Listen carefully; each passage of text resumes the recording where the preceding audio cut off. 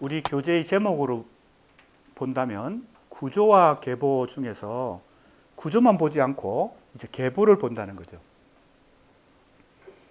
구조를 본다는 것은 공시적인 것입니다. 즉 시간을 하나의 시간대 속에 연구 대상을 놓고 그 구조를 탐색하는 것입니다. 조금 전에 내가 표면만 보지 말고 심층까지 보라. 이것도 구조적 탐구입니다. 구조적 고찰이에요. 그죠? 우리가 깊이 그 실체 연구 대상의 표면뿐만 아니라 심층까지 꿰뚫어 보는 것, 이게 구조죠. 그게 구조를 이루고 있는 거죠. 그리고 부분과 전체를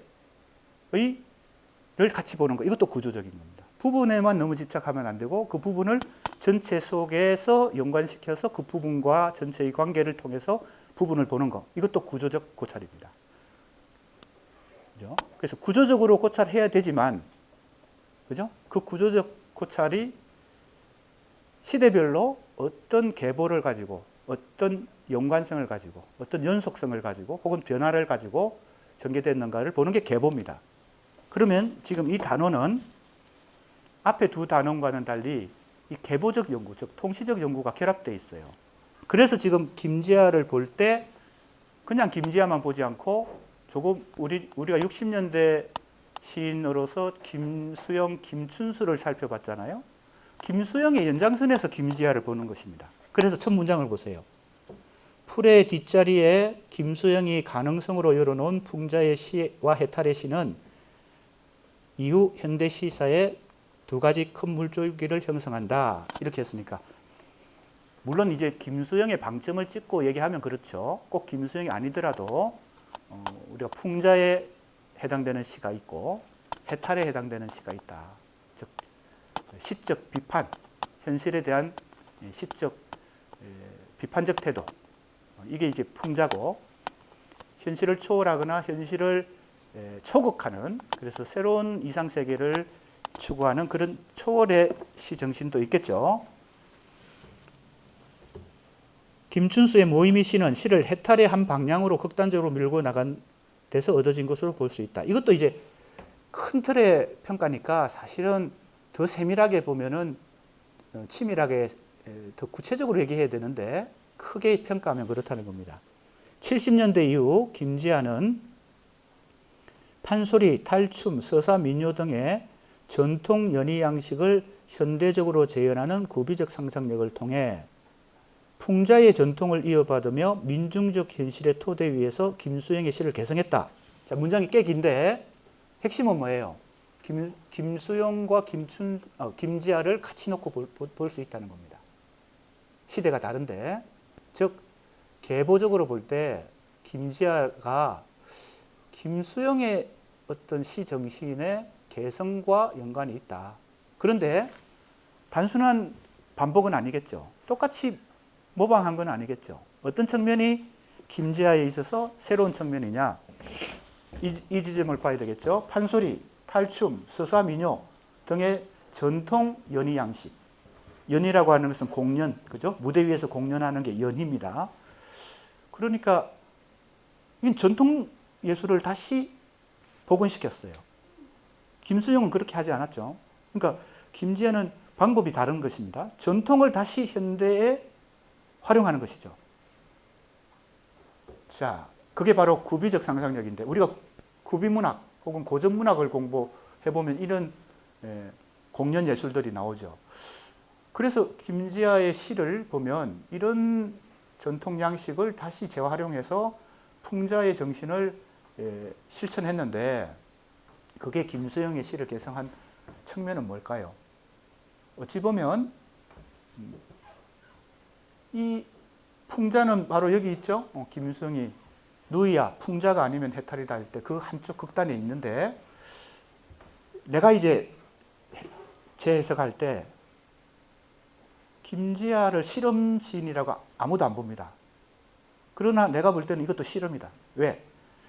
옛날 것을 다시 가져와서 현대의 근대화되고 있는 사회 속에서 옛날 걸 다시 재구성, 재활용하는 것은 그것도 실험이죠.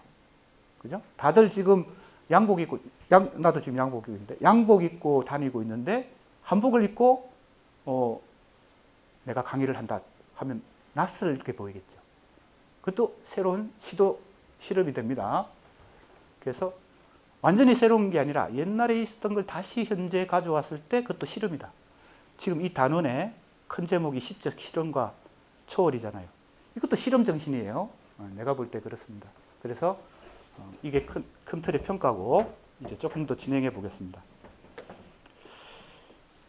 자, 근데 김춘수의 시도 김수영이나 김춘수 못지않게 굉장히 방대하기 때문에 이걸 이제 우리가 한 단원 속에서 지금 한 7, 8명을 다루고 있잖아요. 어떤 주제를 관통해서. 그러니까 역시 한 작품만 가지고 하려고 하니까 초기시, 중기시를 거쳐서 후기시에 이르러서 바로 어떤 작품? 중심의 괴로움이라는 작품입니다. 그래서 초기시, 중기시가 어떻게 흘러왔는지는 우리가 알고 이 중심의 괴로움을 이해해야 될 것 같아요. 변화가 그죠? 상당히 있었으니까요.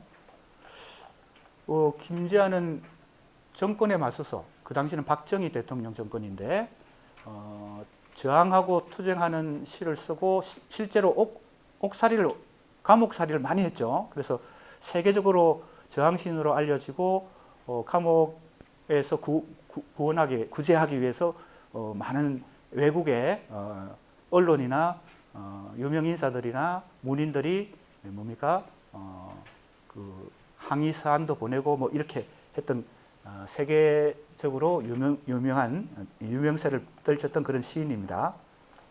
자, 보겠습니다. 자, 초기시, 중기시에 어떻게 전개되어서 지금 이 후기시까지 왔는지를 좀 요약적으로 봐야 될 것 같아요. 이것도 뭐 제대로 세밀히 보려면 시간이 많이 필요하겠죠.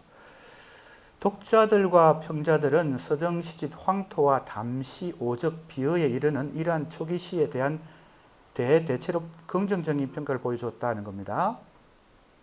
자, 이게 뭔가 하면 바로 초기시를 대표하는 게 황토라는 시집이에요. 이게 첫 시집인데 서정시들을 짧은 서정시들을 주로 수록하고 있고요. 그 다음에 담시라는 이 용어를 김재하가 만들어냈어요. 담자는 민담할 때 그 담자입니다. 이야기 담자예요. 그러니까 이걸 해석하면 이야기시예요. 이야기가 있는 시 이런 뜻입니다. 그걸 담시라는 이 장르 명칭을 붙인 거죠. 시의 하위 분류로서 여러 뭐 서사시, 서정시 하듯이 극시 하듯이 담시라고 하는 이름을 붙였어요. 이야기 형태를 가진 시가 이전에도 있었지만 담시라는 이름을 붙인 것은 이제 김재하 자기 시에 대해서. 오적이라고 하는 것은 다섯 역적이라는 뜻입니다. 다섯 유형의 나쁜 놈들. 그 당시에 정치 풍자를 하는 시입니다. 그래서 여기에는 재벌도 들어가고 국회의원도 들어가고 뭐 이 오적 안에는요, 5개 안에는 비어 속된 말을 가지고 일종의 풍자시를 쓰고 있습니다. 굉장히 강렬한 현실 비판시입니다. 그리고 당대 정치 혹은 경제인들에 대한 강렬한 비판시를 쓴 것이죠. 그래서 옥살이까지 하고 뭐 이렇게 탄압을 많이 받았습니다. 자, 그런데 80년대 들어서 왜냐하면 주로 이 초기시는 70년대 쓰여진 작품이고 이제 80년대 들어가면 대설 이것도 이제 자기가 붙인 이름이에요. 장르 이름을 이렇게 붙였어요. 왜 대설이라 붙였을까요? 소설과 대립되는 이름이라고 해서 대설이라 붙인 거예요. 보통 우리가 문학 장르 중에 소설이란 장르에 작을 소자를 씁니다. 왜 작을 소자를 쓸까요? 설자는 이야기설인데 왜 소설이라는 그 장르에 픽션이라는 장르 있잖아요. 우리가 너무나 익숙한 그 소설을 왜 작을 소자를 쓸까요? 이것은 등장인물들과 관련해서 소소하고 작은 이야기들, 일상적인 이야기로부터 이 소설이라고 하는 것이 서술된다는 뜻입니다. 근데 이제 대설이라고 붙인 이유는 뭔가 의도가 있겠죠. 나는 큰 소설처럼 개인의 사적인 얘기를 하지 않겠다.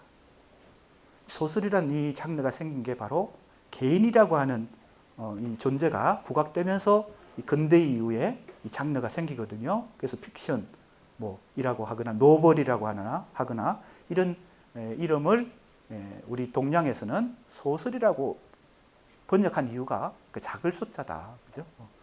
개인의 얘기를 한다는 겁니다. 큰 얘기를 하는 게 아니라. 그러니까 이제 김지아는 대설, 자기가 쓰는 이거는 소설이 아니다. 대설이다. 하고 이제 이름을 붙였어요. 굉장히 뭐 어떻게 보면 과감한 거죠. 남이라고 하는 작품을 썼고 또 서정시 에린을 썼는데 이때 변화가 됩니다. 한번 크게 변화가 돼요. 뭐라고 간단히 요약할 수 있냐면 지금 이 단원이 굉장히 뭐 김춘수면 김춘수, 김수영, 김지아 다 크게 지금 굵직굵직하게 그 평가를 중심으로 요약을 하고 있잖아요.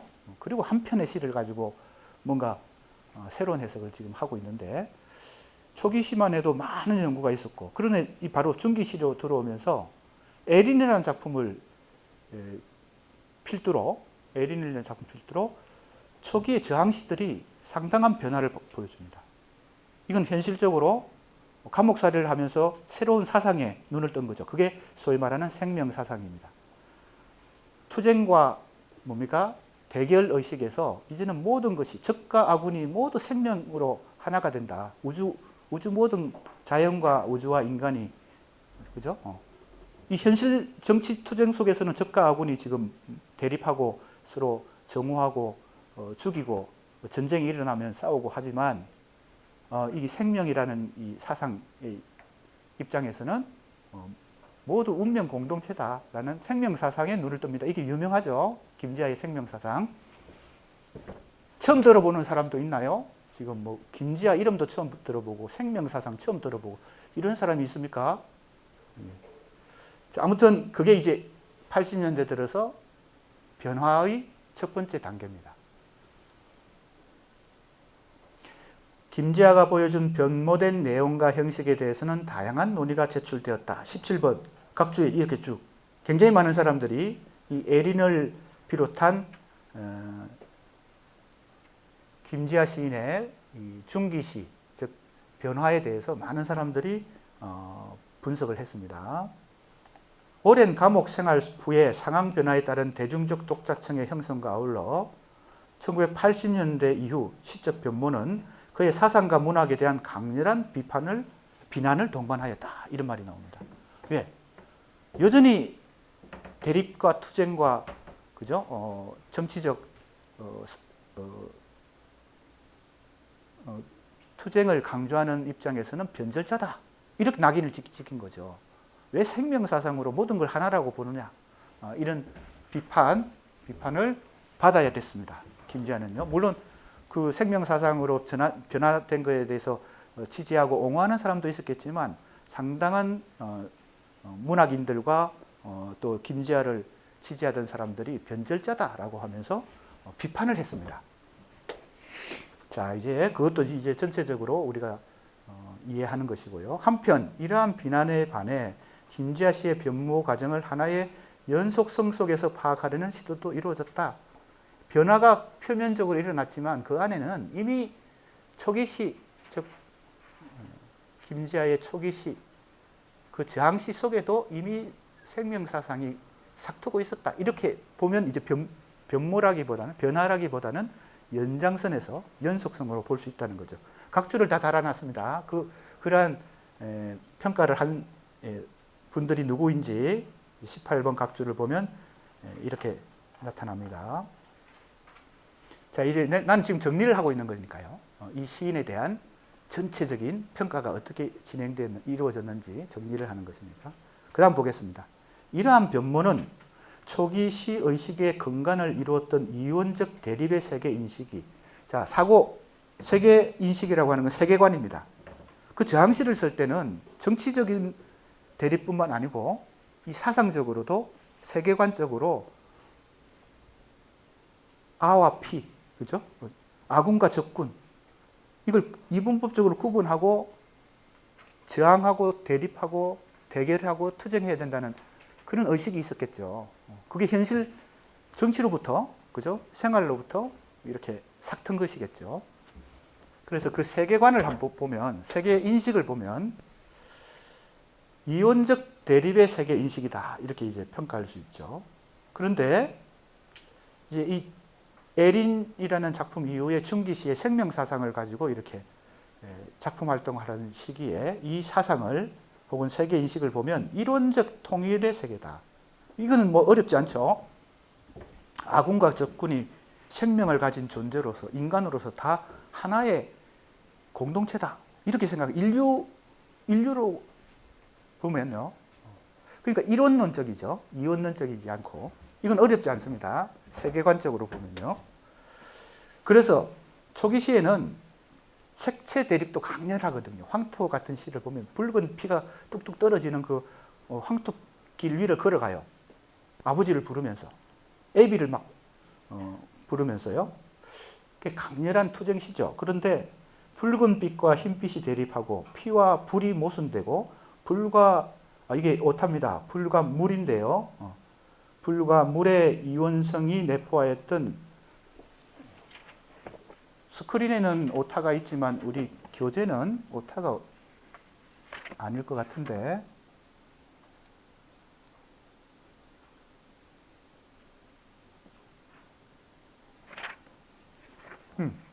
조금 그 부분은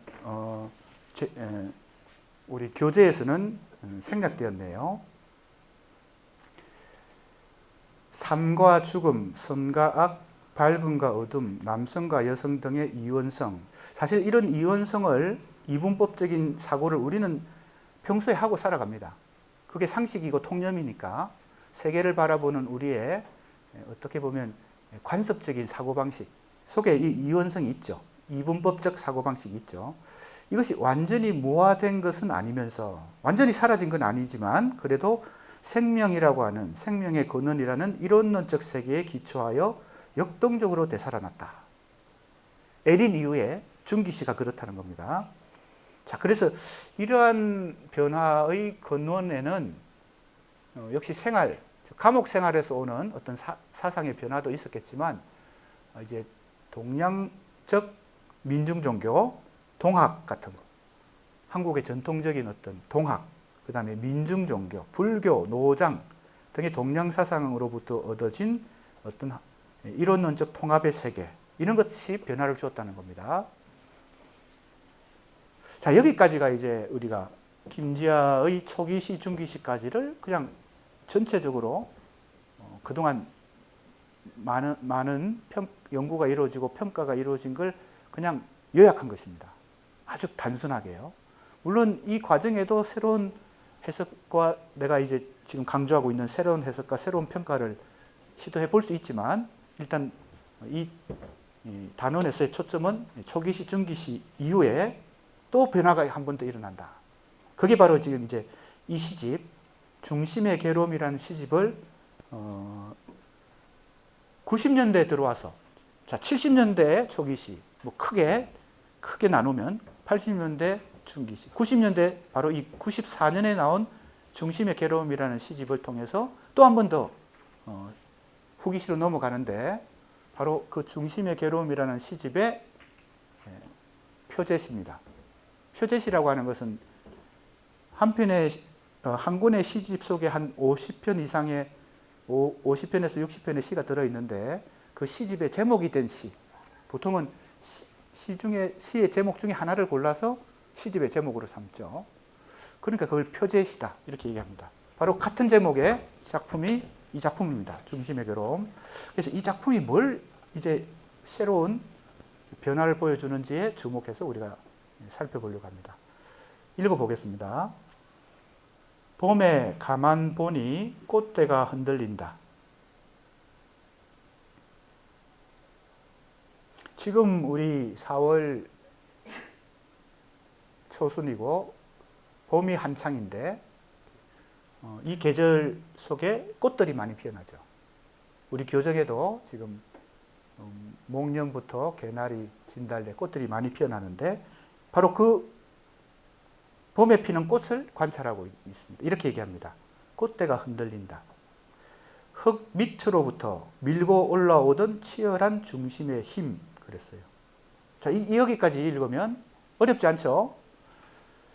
바람이 흔들리는 게 아니고 지금 그죠? 이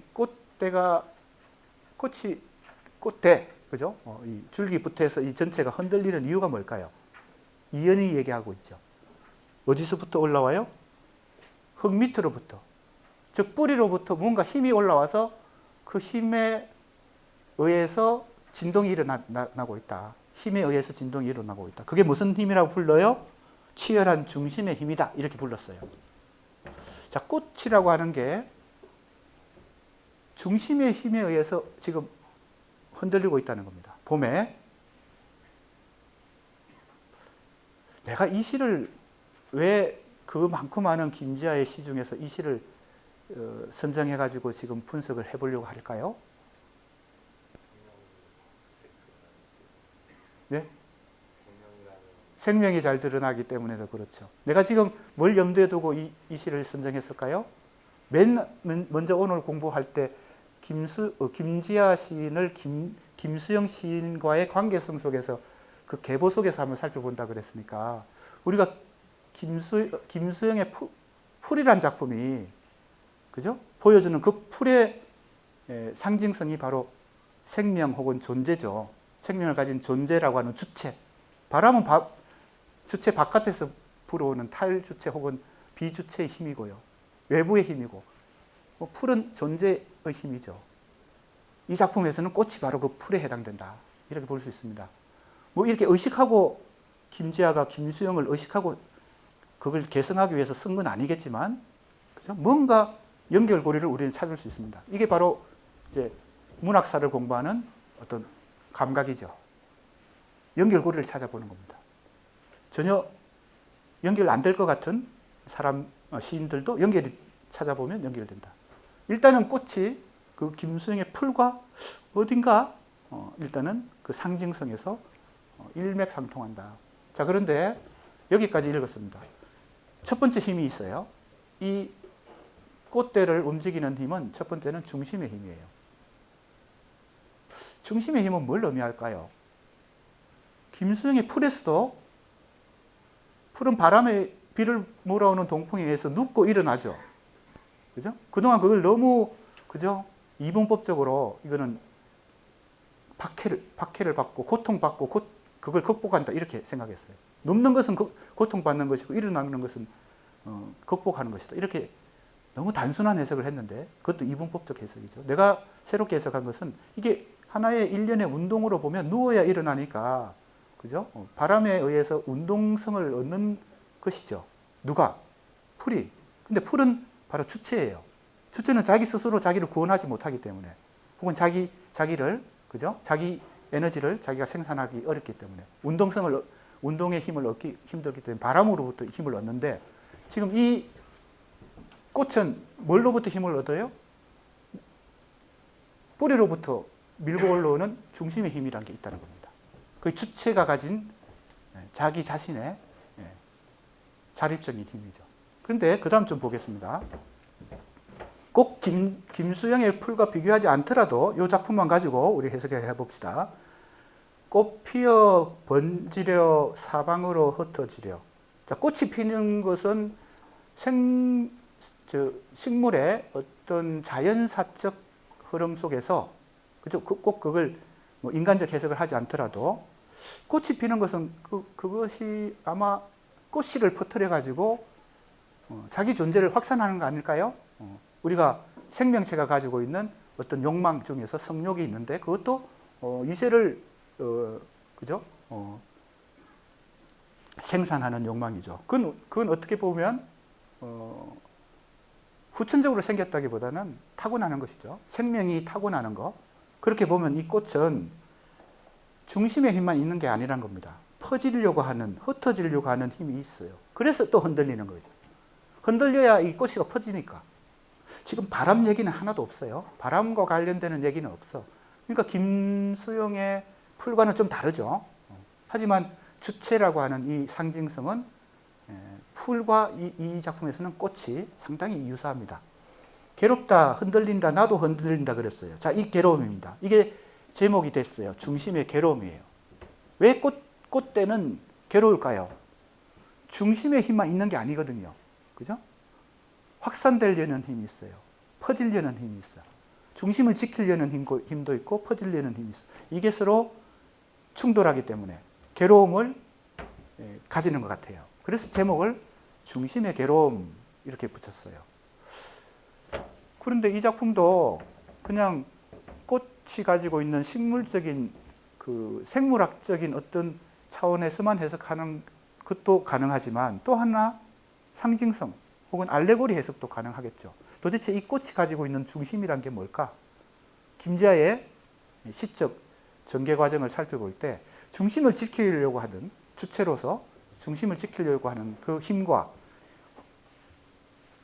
사회 속에 혹은 대중 속에 확산되려고 하는 힘, 그죠? 중심과 확산 사이에 그 갈등이 있다는 것입니다. 그 힘의 충돌이 있다는 것입니다. 그런데 마지막에 보면요, 괴롭다고 한 것까지는 이제 해석을 했어요. 왜 흔들리는 이유는 두 가지 힘이 서로 충돌하기 때문에 흔들리는 거예요. 그래서 괴로워요, 지금. 꽃의 입장에서, 꽃대의 입장에서. 마지막에 이렇게 하고 끝납니다. 내일 시골 가 비우리라 피우리라 하고 끝나요. 시골 간다는 말을 굳이 한 이유는 중심에서 벗어나겠다는 의미도 들어있죠. 그죠? 우리가 지역적으로 볼 때는 시골이 주변이니까. 그래서 시골 간다 이런 말을 한 것 같기도 하고요. 이건 우리 수강생들이 해석을 나름대로 해보세요. 그리고 간다는 말에 다시 한번 강조를 했고요. 그 다음 중요한 시어는 비우리랍니다. 피운다는 것은 궁극적인 것이고 생명을 다시 꽃 피워서 자기 생명 하나가 여러 개의 꽃씨를 퍼뜨려 가지고 새로운 꽃을 피워야 되잖아요. 그죠? 그게 확산이잖아요. 중심의 힘만 있는 게 아니라는 거예요. 확산의 힘도 있어요. 근데 비우리라 피우리라 했으니까 피우기 위해서는 비움을 먼저 선행해야 된다. 비워야 피울 수 있다. 이런 의미를 이 시가 표현하고 있습니다. 굉장히 간단하고 간명한 시죠. 김수영의 풀도 굉장히 간단한 표현으로, 간명한 표현으로 반복적으로 하고 있습니다. 어찌 보면 내가 볼 때는 상당한 유사성이 있다. 이렇게 보고 김수영 시의 연장선에서 김지아 시를 해석하는 것이 그래서 어느 정도 설득력이 있다고 나는 이제 보는 것이 이 작품을 비교해 보는 것입니다. 자, 비움의 정신이 뭘까? 이게 바로 이제 앞에서 나왔던 여러 초기 시의 투쟁과 대결의 의식에서 이분법적 대결의 의식에서 이론적 사상, 동양 사상의 동양 사상도 하나가 아닙니다. 김지아가 관심을 가지고 공부하고 흡수하고 했던 것은 원래 김지아는 가톨릭 신자인데 동양의 여러 학문과 여기 나오죠. 동학, 민중종교, 불교, 노장 등등의 이 동양학을 하게 됩니다. 그것과도 관련이 있지 않나. 이 비운다는 것은요. 그래서 비움을 통해서 새 생명을 확산시키는 주제가 마지막 연에 나타나 있다. 이렇게 볼 수 있습니다. 자, 그래서 이 작품이 또 김지아 시인을 새롭게 볼 수 있는 중요한 작품이다. 그의 시의 전개 과정에서 초기시, 중기시, 후기시로 전개되는 과정에서 자, 이제 해석 부분을 한번 읽어보겠습니다. 중심의 괴로움의 1년에 등장하는 봄은 자, 이 시집이 94년에 나왔다 그랬잖아요. 자, 이 시집이 나오는 94년 이 시기에 김지아의 뭡니까? 현실 상황을 우리가 이해해 볼 필요가 있습니다. 그래서 봄에 라고 시작하는 이 봄이 김지아의 시적 생애에서 어떤 의미가 있을까 생각해 볼 필요가 있습니다. 1990년대 초에 아까 얘기했던 이미 김지아는 70년대 저항시를 쓰다가 80년대 생명시를 쓰기 시작했잖아요. 그리고 90년대 초가 됐는데 그때 이 학생 운동권에서 강렬한 대항, 정치 저항을 했습니다. 그런데 극단적으로 투신 자살을 하는 학생들도 있었고요. 우리 학생들이, 여기 있는 학생들은 역사적인 사건이기 때문에 실감이 안 날 수도 있습니다. 그리고 이제 뭐 영화나 이런 데 보면요 많이 나오죠. 바로 그 학생 운동의 뭡니까? 열기가 90년대 초반까지 이어졌거든요. 그렇기 때문에 김지아가 그것을 안타깝게 여기고 그 학생들의 희생을 더 이상 뭡니까? 간과할 수 없다라고 해서 조선일보에 그것을 그만 중지하라, 학생들의 그 투신 자살을 통한 어떤 저항을 하고 이제 투고를 했는데 그게 조선일보에 실렸죠. 아까 얘기했던 바로 그런 뭡니까? 생명사상으로 전환한 후에 비판을 많이 받은 것보다 엄청난 비난과 비판을 많이 받았어요. 뭐라고 할까요? 이제 80년대부터 뭐예요? 정치 투쟁을 하던 그런 공동체로부터요. 그러니까 김지아는 더 소외되었습니다. 왜냐하면 동지들로부터 더 비난을 받았으니까요. 그런 와중에서 거의 절필을 하다시피 이제 어렵게 생활하다가 이 시를 쓴 것입니다. 그래서 봄에 하는 것은 지금 이런 해석을 한 것입니다. 겨울이 지난 절망과 죽음의 끝자리까지 도달한 연후에 얻어지는 신생과 부활의 의미를 지닌다 이렇게 했어요. 나는 김지아의 그런 변화에 대해서 저항시를 쓰다가 생명시를 쓰게 되고 다시 이제 이런 중심의 괴로움을 쓰게 되는 이 변화에 대해서 내가 비판하거나 옹호하거나 이런 어떤 평가를 하려고 하는 게 아닙니다. 그냥 문학적으로 이 작품에 대해서 살펴보는 것입니다. 이런 평가들이 있었다는 거죠. 옹호하는 사람도 있었지만 비판하는 사람들도 많이 있었다. 그런 상황 속에서 이 시를 쓰게 된다는 겁니다. 그래서 이 봄은 외부의 계절적 배경이 아니라 시인 자신의 내면과 긴밀히 결부되어 있는 유기체적 운명 속에 놓여 있다. 그러니까 이게 단순히 그냥 계절 감각, 우리는 지금 4월 봄의 계절 감각 속에서 지금 캠퍼스에 이 꽃들을 즐기고 있는데 그렇게 단순히 이 계절 감각으로서의 봄이 아니란 겁니다. 이 봄은 상당히 김지아 시인의 생애 속에서 자기의 삶 속에서 돌아오는 어떤 새로운 희망 같은 것을 이 봄이 상징하고 있다. 그래서 이제 그래서 이렇게 해석한 것입니다. 시인 내면의 어떤 상황과 관련해서 봄이라고 하는 것이 나타났다는 겁니다. 그런데 이와 같은 봄에 생명을 상징하는 꽃대는 흔들리고 있다. 꽃대가 흔들리죠? 첫 번째는 흙 밑으로부터 밀고 올라오는 치열한 중심의 힘. 이게 이제 첫 번째 흔들리는 이유입니다. 왜? 그게 2연에 나타나죠. 근데 3년 이후에는 이 중심의 힘만 있는 게 아니라는 걸 또 보여줍니다. 시가 어렵진 않아요. 굉장히 쉽고 간명합니다. 간단해요. 그런데 꽃 피어 퍼지려 사방으로 흩어지려는 확산의 힘 사이에 이 기량이라고 하는 게 서로 대등한 힘이 맞설 때 우리가 이제 기량이라는 말을 씁니다. 맞선다는 것은 서로 대결한다. 대표적인 예는 어떤 게 기량을 설명할까요? 줄다리기 할 때 A팀과 B팀이 서로 힘을 겨루어서 서로 반대 방향으로 당길 때 이게 움직임이 없는 것 같지만 그 안에는 강렬한 힘이 서로 맞서고 있잖아요. 그죠? 대립하고 있잖아요. 이게 기량입니다. 그걸 기량이라 그래요. 기량으로 인하여 생겨난다. 중심의 힘이란 주체의 존재가 지닌 자기 중심적 힘을 의미하는데, 자, 그러니까 역시 이 꽃대를 주체라고 본 것입니다. 일단은 그 상징을 주체적 존재다 이렇게 봤어요. 이때 피어난 꽃은 고정된 자리에 머물지 않고 사방으로 흩어지려고 한다. 왜 그럴까요? 자, 이거는 이제 중기 시부터 변화되기 시작한 원인이 되는 생명사상과 관련이 있죠. 지금 이 시도 크게 보면 후기시라고는 하지만 중기시의 연장선에 있습니다. 생명사상의 연장선에 있어요. 꽃대가 바로 생명을 의미하죠. 상징하죠. 그럼 이 생명은 자기 중심의 힘만 있지 않다는 겁니다. 모든 생명은. 인간도 마찬가지겠죠.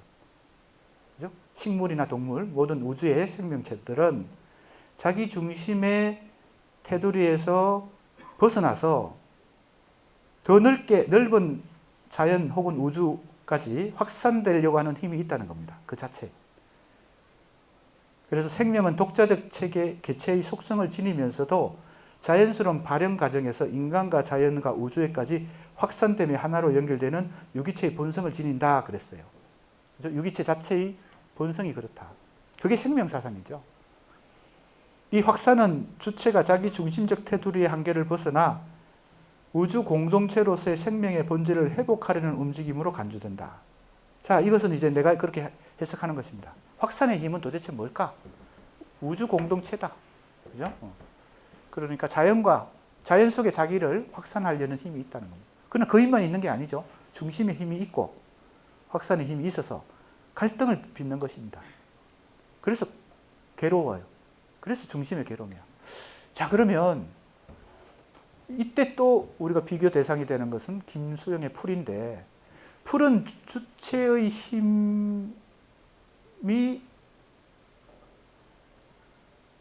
힘만으로는 얻을 수 없는 물과 움직임, 물과 운동성을 바람이 외부의 힘이 갖다 주잖아요. 그런데 이 김지아는 꽃대 자체가 중심의 힘과 확산의 힘이 있다고 보는 겁니다. 이해가 되죠, 이제? 확연하게 비교가 되죠. 그러니까 김수영의 풀과 김지아의 이 중심의 괴로움은 어찌 보면 상당한 연결고리를 가진 작품이다. 물론 김지아가 내가 풀과 비슷한 작품을 쓰겠다 이렇게 해서 쓴 건 아니겠죠. 그죠?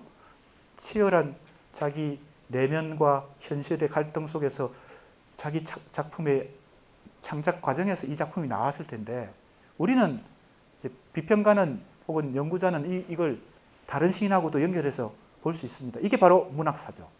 이렇게 연결해 보는 거, 이게 문학사죠. 김지아는 그런 계획이나 그런 의도 없이 이 작품을 썼겠지만, 우리는 김수영의 풀과 김지아의 중심의 괴로움 사이에 어떤 연결고리가 있다, 이렇게 해석을 해볼 수 있고, 이것은 시인이 할 수 없는, 그죠? 비평가만이 할 수 있는 것이다, 이렇게 볼 수 있습니다. 조금 더 읽어보겠습니다. 그런데 어떤 공통점이 있나요?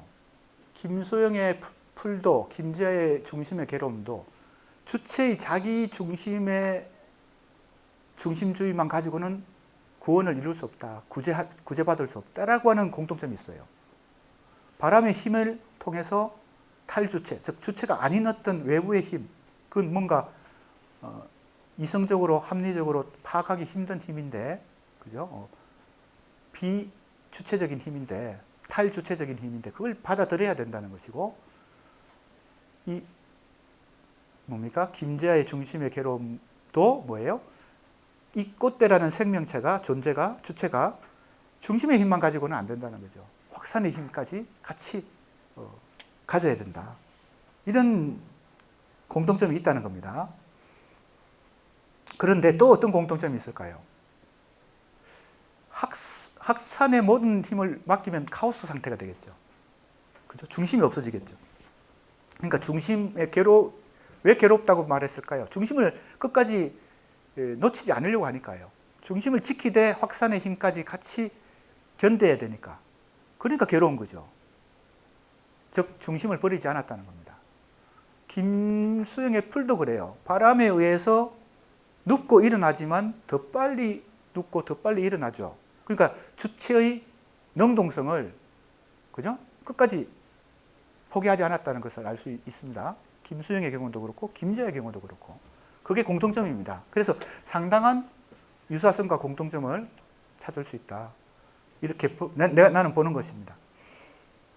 그래서 이렇게 표현했어요. 김지아는 그러나 이 확산의 힘에 자신을 완전히 내맡기지 않고 인간 주체로서의 치열한 중심의 힘을 맞세움으로써 흔들림이라는 긴장의 자세를 보여준다. 그래서 흔들림, 이것 자체가 그 두 가지 힘의 기량과 충돌, 그리고 중심을 끝까지 포기하지 않겠다는 그 힘까지 다 보여주는 것이다.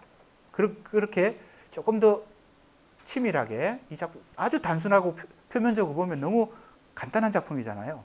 근데 이것 속에서 조금 더 심층적인 부분을 포착하고 그걸 분석할 수 있는 것이 이제 조금 더 비평가 혹은 연구자로서 필요하겠죠. 결국 김지아에게 있어서 중심의 확산은 중심의 단순한 해체가 아니라 무수히 많은 중심들을 새롭게 생성시키는 것이다. 중심과 해체라고 하는 이런 주제가 사실은 이 시기에 90년대에 모든 학계와 비평계, 문학계에 다 지배하던 후기 구조주의 포스트 모더니즘의 중심 주제예요. 중심에서 벗어나야 된다. 주변으로 가야 된다. 뭐 이런 얘기들요. 해체해야 된다. 뭐 해체주의. 이성으로부터도 벗어나야 되고 주체로부터도 벗어나야 되고 탈주체, 탈이성. 이게 바로 포스트 모더니즘의 모토고 후기 구조주의의 모토였거든요.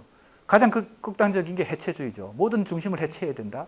이런 시기에 이런 작품을 이제 발표한 것입니다. 그래서 그러한 어떤 시대 사상의 변화 속에서 또 이런 작품이 김자가 말하려고 했던 주제를 보여준다. 그래서 단순한 해체가 아니라 무수히 많은 중심을 새롭게 생성시키는 것이다. 이렇게 얘기했습니다. 그리고 이 시집에 자서는 이제 시인이 스스로 밝히는 글인데 이건 작품이 아니에요. 그냥 일종의 자서라는 글을 쓴 것인데요. 거기에 이렇게 썼습니다. 틈을 열어 중심을 벗어난다는 것.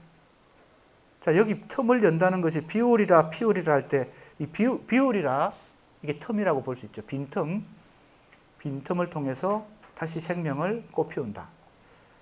틈을 열어 중심을 벗어난다는 것. 그런데 그 비움을 통해서 중심에서 벗어나야 되죠. 중심의 괴로움. 그러나 중심을 완전히 포기하는 건 아닌 그런 어떤 태도입니다. 수없이 많은 중심으로 분산된 그물 같은 큰 삶이 울려나도록 하는 작업이다. 이것도 참고가 됩니다. 내가 이러한 해석을 한 것은 이 시인이 자서에서 밝힌 이러한 말도 좀 참고를 해볼 수 있습니다. 따라서 생명은 응집과 확산, 중심이죠. 응집은 중심으로 모이는 힘입니다. 확산의 힘, 중심의 힘과 확산의 힘 사이에 기량을 통해 흔들리면서 생성되고 신장되며 퍼져나간다. 그래서 확산도 그죠? 추구하고 중심도 지키려고 하고 이 두 가지 사이에서 흔들리는 거죠. 이 흔들림은 괴롭다 흔들린다에서처럼 고통을 동반하지만 중심과 확산의 변정법, 그래서 변정법이라고 할 만합니다. 중심과 확산의 변정법. 이 생명은 지속되어 지상의 모든 것들과 유대관계를 맺고 새 생명의 잉태를 통해 영원성을 얻게 되는 것이다. 그래서 이게 크게 보면 생명시 혹은 생명사상의 근거한 시의 연장선에서 이런 작품을 1990년대 초에 쓰게 된다는 것입니다. 마지막 결론은 이랬습니다. 이처럼 중심의 괴로움은 치열한 중심의 힘과 흔들리고 비워서 사방으로 흩어지려는 확산의 힘 사이에서 팽팽한 긴장을 형성하고 있다. 이 중심의 괴로움 할 때 그 괴로움, 그 고통이 바로 이 긴장감을 동반하고 있죠. 긴장감, 그 기량 혹은 충돌 때문에 괴로운 거죠. 이는 김수영의 풀이 보여준 풀과 바람의 긴장, 즉 풍자와 해탈의 변정법과 비교될 수 있을 만한 중심과 확산의 변정법이다. 약간 다르죠. 결이 다릅니다. 조금 결이 다르지만 크게 보면 상당한 유사성이 있다. 뭐와 뭐의 변정법이에요? 풀과 바람은 풍자와 해탈의 변정법이다. 이건 내가 풀은 주체의 그죠? 자기 주체성을 얘기하고 바람은 외부에서 불어오는 힘이니까 외부에서 힘을 전달해 주는 것이고 그래서 이제 내가 해석한 것은 이건 풍자고 이건 해탈이다. 약간 도식적인 해석이긴 한데 왜 이런 해석을 하는지는 김지아를 공부할 때 했었죠. 그리고 이제 이 중심의 괴로움에서는 중심과 확산의 변정법이다. 이렇게 말할 수 있습니다. 약간 결이 다르지만 크게 보면 어떤 계보를 이루고 있다. 이후 김지아 시의 진로는 생명의 유기체적 본성을 인식하고 경계하는 방향으로 나가야 할 것으로 보인다. 이렇게 했는데 김지아 시인은 그 이후에도 시를 계속 썼고 다양한 활동도 하고 뭐 하다가 작고했죠. 작고한 지 얼마 안 됐습니다. 1년 정도 전에 작고했습니다. 작고한 이후에 뭐 김지아의 문학과 사상을 다시 연구하고 널리 알리는 그런 모임이, 그런 연구 모임이 많이 만들어지고 지금 다시 활성화되고 있는 그런 상황입니다. 자, 이제 80년대로 넘어가 보겠습니다. 그러니까 지금 큰 틀에서 김지아 시인의 초기시가 보여준 그 전통 예술의 복원, 이것도 시적 실험에 해당된다고 말할 수 있다는 것이고요. 그 다음에 초월의 요소도 있죠. 그죠? 확산의 힘은 크게 보면 초월적인 것이죠. 그래서 이제 이 단원 전체의 주제는 시적 실험과 초월이라는 주제 하에서 거기에 그 주제를 잘 보여주고 있는 시인들을 지금 시대적으로 계속 살펴보고 있는 중입니다. 이제 80년대에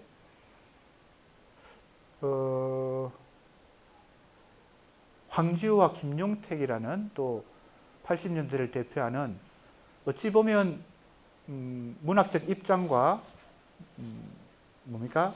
정치적 입장이 다른 두 시인을 지금 같이 놓고 보고 있습니다. 뭐라고 부르고 있어요? 형태 실험의 두 양상 그랬어요. 김지아를 공부할 때 살짝 얘기했지만 바로 이 형태 실험은 황지우는 이미 해체시라는 일종의 이제 이 80년대의 대표적인 시의 그 유형이라고 말하는 해체시를 대표하는 시인이 황지우입니다. 그러니까 기존의 시의 형태를 해체하는 거죠.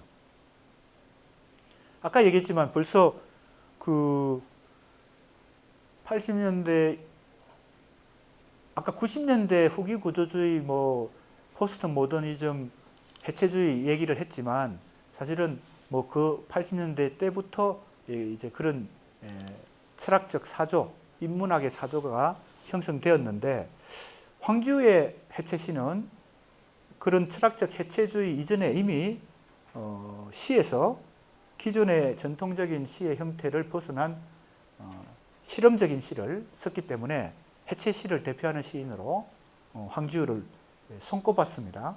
그런데 좀 뜻밖인 것은 김용택은 보통 어떤 시인으로 불렸냐면 농민시, 그죠? 농촌시, 농민시를 대표하는 섬진강으로 대표되는 그의 시집을 보통 이제 황지우의 실험적인 해체시와 대립되는 구도 속에서 그동안 평가를 해왔거든요. 근데 이제 역시 나는 이 이분법을 벗어나야 된다고 생각하니까 김용택의 그 농민시, 농촌시도 형태 실험이다. 실험적인 측면에서는 결이 다르지만 황지우도 실험을 했고 김용택도 실험을 했다는 겁니다.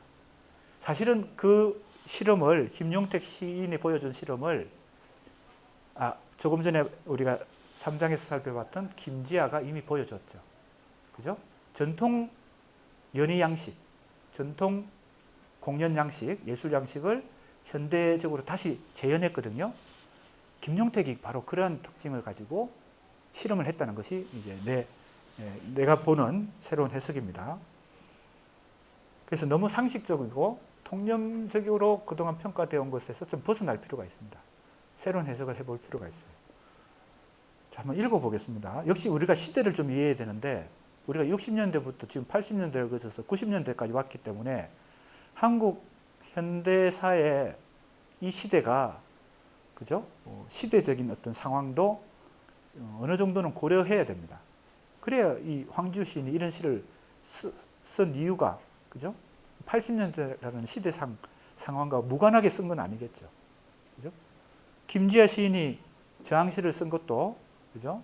70년대의 정치 상황과 무관하지 않겠죠. 그러니까 우리가 이렇게 계보적으로 문학사적인 통시적인 고찰을 할 때는 시대 상황도 좀 같이 살펴보고 고려해야 됩니다. 시의 시대라고 불리는 1980년대의 시적 활기는 1980년 강주의 치욕과 그 이후 이어진 정치적 억압의 상황에 맞서는 직접적 움직력을 보여준다. 이랬어요. 자, 이 문장 속에 상당히 많은 내용이 들어 있습니다. 1980년은 바로 강주 민주화 항쟁이 발생한 해인데 그 이후에 군사 정권이 들었었죠. 그리고 탄압 정국이 벌어지고요. 그때 아까 얘기했던 그런 학생 운동도 엄청나게 극에 달하는 학생 운동, 시민 운동 거기에 달하는 이유가 됩니다. 이 80년대 전체가 어떻게 보면 80년대의 문학과 예술 모든 것은 다 저항과 대립, 정치 투쟁의 큰 에너지 속에서 힘 속에서 벌어졌다고 해도 과언이 아닐 정도로 80년대는 저항의 시대였습니다. 정치적 저항의 시대였어요. 그 이유는 여기 나오죠, 바로. 그죠? 이 정권의 탄생과 관련됩니다. 그런데 이 80년대는 가장 우리 역사적으로 현대 시사에서 가장 시가 왕성하게 활성화됐던 시대다. 이렇게 보통 평가를 하거든요. 왜 가장 극단적인 저항의 시대에 그리고 탄압과 저항, 대립과 투쟁의 시대에 왜 시가 가장 활성화되느냐. 그건 많은 사람들이 평가를 많이 했어요. 소설은 어떤 현실의 극단적인 상황을 경험하고 나서 그걸 체화하고 작가가 그걸 다시 형상화해서 소설로 만드는 데까지는 시간이 많이 필요하지만 시는 바로 이 민첩하게 반응이 나올 수 있는 것이 시의 장점이라는 겁니다. 그래서 시의 시대다라고 불리기까지 했어요. 엄청나게 많은 시인들이 물론 저항시만 쓴 건 아니겠죠. 순수시도 쓰고 했겠지만 시가 엄청나게 한국 사회에서 가장 활성화됐던 시대다. 그래서 시의 시대다. 이렇게 말합니다. 그래서 여기 억압의 상황에 맞서는 직접적 응집력이라는 말을 여기서 쓴 것은 그렇습니다. 왜? 다른 예술 장르보다 시가 가장 힘을 응축해가지고 저항할 수 있는 그런 특징을 가진 장르이기 때문에 그래서 1980년대 그래서 이러한 시대의 상황 때문에 80년대 시인들은 이 전통적인 시의 내용이나 어법 혹은 형식이나 내용만으로는 안 된다고 생각했던 것 같아요. 그러니까 막힌 현실의 벽을 뚫기 위해서 방법적인 의사소통 방식을 꿈꾸게 된다. 이때 방법적인이라고 하는 것에 방점이 찍혀 있습니다. 의사소통이 안 되는 거죠. 우선 정치적인 뭡니까? 독재 시대였기 때문에 정치적인 의사소통뿐만 아니라 언론 혹은 뭐 학문적인 뭐 의사소통 다 이게 벽에 막혀 있으니까 이걸 돌파하기 위해서는 이 전통적인 시의 방식으로는 안 된다고 생각했으니까 시의 형식을 바꿔야 된다. 그래서 형태 파괴시라는 이름의 시의 장르가 장르라기보다는 새로운 형태가 생겨나게 됩니다. 형태 파괴시. 그죠? 기존의 시의 형태를 파괴하는 겁니다. 예를 들면 이제 이 교재나 스크린은 안 나와 있지만 황지우 시인이 이상한 시를 많이 썼어요. 시민이라는 제목의 시를 썼는데 거기 보니까 뭐 예를 들면 누구누구야 꼭 언제 꼭 돌아와다오 모든 걸 용서해 줄게 이런 걸 썼어요. 그거는 신문에 사람 찾는 광고거든요. 그건 시가 아니라고 그건 시의 형식이 아니잖아요. 사람 찾는 광고를 그대로 여기다 옮겨놨어요. 때로는 뭐 신문에 나오는 무슨 사단 만화 있잖아요. 4단짜리 정치적인 만화 그런 걸 그대로 옮겨 적어놨어요. 왈순 아줌매 뭐 이런 거. 그 당시 요즘은 신문에 그런 만화 4단짜리 만화가 없어진 것 같아요. 그 당시에 정치 풍자를 하는 다른 매체들 벽보 같은 거 있잖아요. 뭐 예를 들면 불법 무기 자진 신고 기간 뭐뭐 XX 경찰서 언제부터 언제까지. 근데 이게 1980년대 5월 며칠부터 며칠까지. 이게 강주 항쟁이 벌어지는 그 시기에 불법 무기 자진 신고 기간 이렇게 그럼 일종의 벽보인데 경찰에서 주로 이제 시민들에게 자진 불법 무기 소지자는 빨리 신고하라.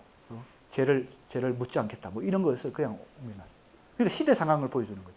그것도 시라고 생각하는 거죠.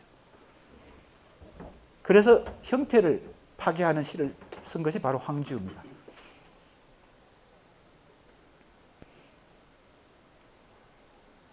그렇게 기존의 시의 형태가 아니라 새로운 형태를 파괴할 수밖에 없었던 이유가 있었겠죠. 바로 이것입니다.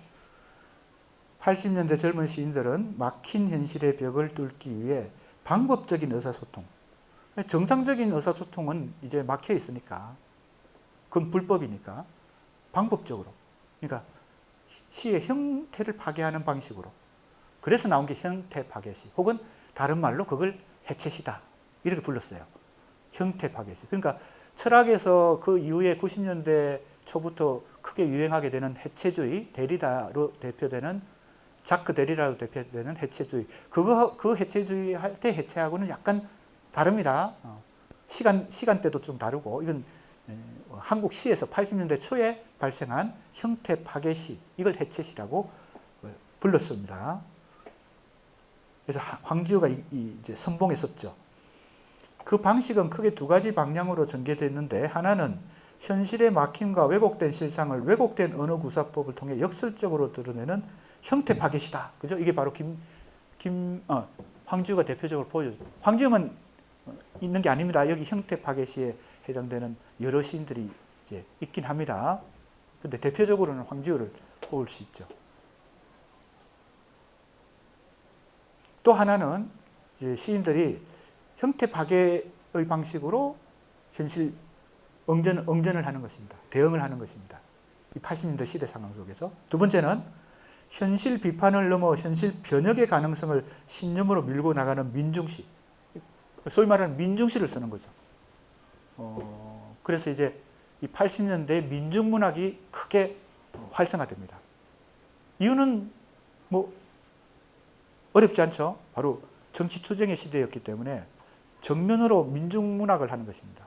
민중의 힘으로 다시 예를 들면 이제 정치적인 변혁도 이루어야 되고, 그죠? 계급투쟁도 하고, 뭐 이런 어떤 여러 가지 사회적 혁신을, 변혁을 추구하는 민중문학을 하는 쪽입니다.